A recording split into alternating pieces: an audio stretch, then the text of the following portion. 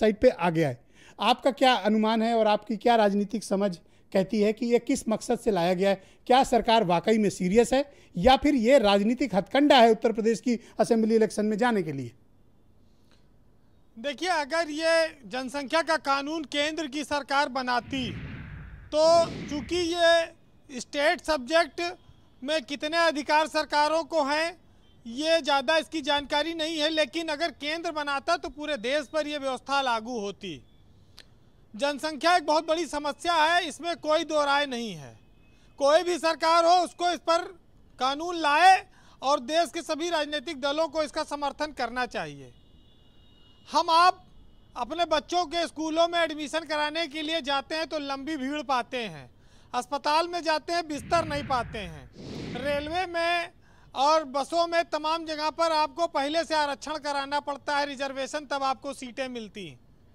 तो जिस देश में भीड़ से पूरा पृथ्वी चरमरा रही हो उस देश में अगर जनसंख्या नियंत्रण की कोई बात आई है तो इसमें टाइमिंग पर जाएं या भविष्य की समस्या देखें। अगर आज हम इसको अवसर मान लें तो हम कहते हैं ये अवसर ही सही, लेकिन हमारे भविष्य को सुधारने और संवारने के लिए ये बड़ा कदम है। कोई भी सरकार लाए, आज बीजेपी की सरकार लाई है तो इस सरकार चुनाव जीतने के लिए लाई हो या कुछ और मंशा से, लेकिन इसका आपको समर्थन करना पड़ेगा, उसके पीछे कुछ तर्क हैं। अभी बात आई कि साहब आप जागरूकता क्यों नहीं चलाते हैं और उसकी वजह उससे कंट्रोल करिए लोगों को समझा बुझाकर। तो आप ये बताइए कि इस देश में क्या नारा नहीं था कि हम दो हमारे दो? क्या ये नारा नहीं आया कि छोटा परिवार सुखी परिवार, परिवार नियोजन के साधन अपनाइए? कौन मानता है? कोई मानता है? यहाँ तो शाम को 100 ग्राम और उसके बाद देश की आबादी बढ़ाने का प्रोग्राम। तो जब इस देश में कोई मान ही नहीं रहा है तो सरकार को ही कुछ कड़े कदम उठा लेने चाहिए, ठोस कदम उठा दे। स्वागत होना चाहिए ऐसे जनसंख्या नियंत्रण कानूनों का जो लोगों को सबक दें, क्योंकि जब आप मास्क तो लोगों से लगवा नहीं पा रहे इतनी महामारी में, कोई मानता नहीं है, उसके लिए भी पुलिस लगाओ, दंड लगाओ, उनका चालान काटो, तो आप जनसंख्या किसी से रुकवा पाएंगे कि ना बढ़ाओ भैया? तो देखिए ये तो बहुत जरूरी कानून है। हाँ, सियासत पर भी लागू होना चाहिए, राजनीति पर, एमपी एमएलए पर, सब पर। आप कह रहे हैं कि सिर्फ जो निकाय चुनाव और पंचायत वालों पर ही लागू होगा, तो भैया इन गरीबों ने क्या आपका बिगाड़ा? एमपी एमएलए पर भी लागू करो। नहीं ब्रजेश जी, लेकिन इसका स्वागत करिए और कहीं तो शुरुआत हो। पहले ये थोड़ा चले तो उसके बाद आगे दूसरी जगह आ जाएगा। करेक्ट, इसमें कोई बुराई नहीं है। और ये बहुत, इसके लिए कोई सरकार ने सोचा तो इस विषय में, अब वो मुसलमान ना घबराएं। मुसलमान तो 20% है आबादी में, 80% तो हिंदू है। सबसे ज़्यादा नुकसान तो हिंदू का होगा ना। अगर नौकरी नहीं पाएगा, अस्पताल में इलाज नहीं पाएगा, तमाम सारी सुविधाओं से अगर सबसे ज़्यादा वंचित होगा तो हिंदू होगा। तो कोई इससे घबराए ना। और कुल मिलाकर ये है, डरवा भी रहे हो और कह रहे हो कोई घबराए भी ना। नहीं घबराए इसलिए ना क्योंकि मुसलमान को जलाने के लिए, मुसलमान को चिढ़ाने के लिए तमाम बार ये बात आती है। लेकिन जब हम 140 करोड़ हो गए इस देश में, तो आप ये उम्मीद करिए 2020-21 में आप खड़े हैं। अगर आप 2040 या 50 में जब जाएंगे तो 200 करोड़ की आबादी आपकी हो जाएगी, तो आप कहाँ रखेंगे, कैसे चलेंगे? तो अगर चेत जाएं या कानून से ही मान जाएं तो कोई बुराई नहीं है। आप देखिए, हम लोगों को सिलेंडर नहीं दिला पाए, अस्पताल में बेड नहीं दिला पाए। अब हम कितना अस्पताल रोज खोलें, कितनी बिजली रोज पैदा की जाए, कितनी सड़क रोज बनाई जाए, कितने पाइप से पानी घरों में पहुंचाया जाए। आप 2 लाख को दोगे, 50 लाख मुबाए खड़े हैं, फिर बढ़ेंगे। तो ये तो करना पड़ेगा। अच्छा भाई, हमको अब आने वाली पीढ़ियों को क्या देना है? ये जनसंख्या का बोझ देखे जाएंगे या जो संसाधन प्राकृतिक है इनको चूस के हम खत्म कर दें, उनको अपंग छोड़ के जाएंगे? आने वाले लोगों के लिए हमारी क्या जिम्मेदारी है? लेकिन अब राजनीतिक दल अलग अलग ढंग से हो सकता विरोध करें, पर एक टाइमिंग को लेकर सवाल उठाया जा रहा है कि जो टाइमिंग चुनी गई है वो यूपी में असेंबली इलेक्शन की टाइमिंग है।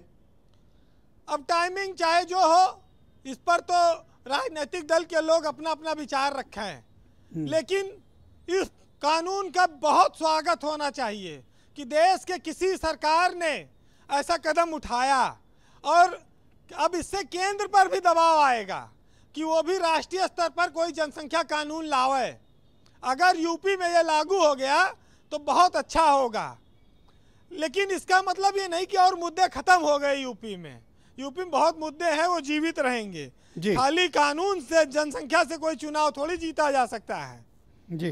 देखिए, कुल मिलाकर बहुत सारे प्रवक्ता हैं, उनकी अलग अलग राय है, लेकिन 4 लाइन ये जो कहूँगा और उसके बाद फिर आप समझिएगा कि तमाम कोशिशों के आपको बावजूद जवाब देने के लिए नावेद सिद्दीकी आज हैं, वो शेर से ही जवाब देंगे आपको।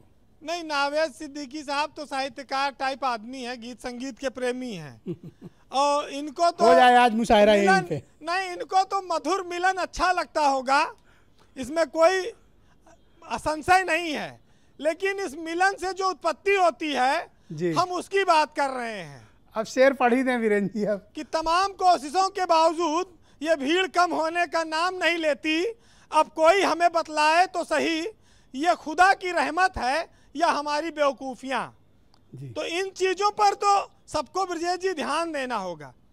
ब्रजेश जी जब बीजेपी की सरकार थी तो ये जो उन्नाव से सांसद हैं, इन्होंने कहा कि सबको हिंदुओं को 4 बच्चा पैदा करना चाहिए, स्वामी जी ने, क्योंकि जनसंख्या मुसलमानों की बहुत बढ़ रही है और उनसे मुकाबला करना है।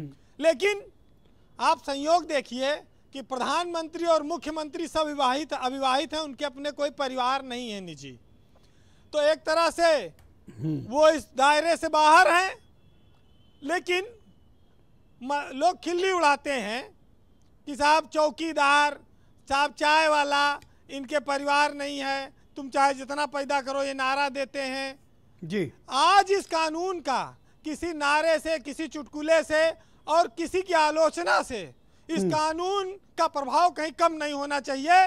19 तारीख तक सुझाव मांगे गए हैं। सुझाव के बाद यह कानून अगर यूपी में लागू होगा तो हमारी आने वाली पीढ़ियों के लिए एक मील का पत्थर होगा। बहरहाल बीजेपी की आलोचना करने वाले करते हैं, और एक साहित्यकार ने इस आलोचना में एक शेर लिखा है, मैं सुनाता हूं आपको। नावेद जी को अवसर कम मिलेगा इस पर। कि तेरी मर्जी है जो चाहे तू मेरे यार पैदा कर, कि चाहे चाय वाला या फिर चौकीदार पैदा कर, लेकिन बड़ी हैरत है कि वो खुद एक भी पैदा न कर पाए, जो हर भाषण में ये कहते थे कि बच्चे 4 पैदा कर। बहुत बहुत शुक्रिया वीरेंद्र जी, बहुत बहुत धन्यवाद। नावेद सिद्दीकी जी, आप बताइए, आपको इस जनसंख्या नीति के किन प्रावधानों पर एक तो एतराज़ है, दूसरा जनसंख्या वृद्धि या जनसंख्या का बहुत अत्यधिक होना किसी भी राष्ट्र के लिए ये उचित बात नहीं है।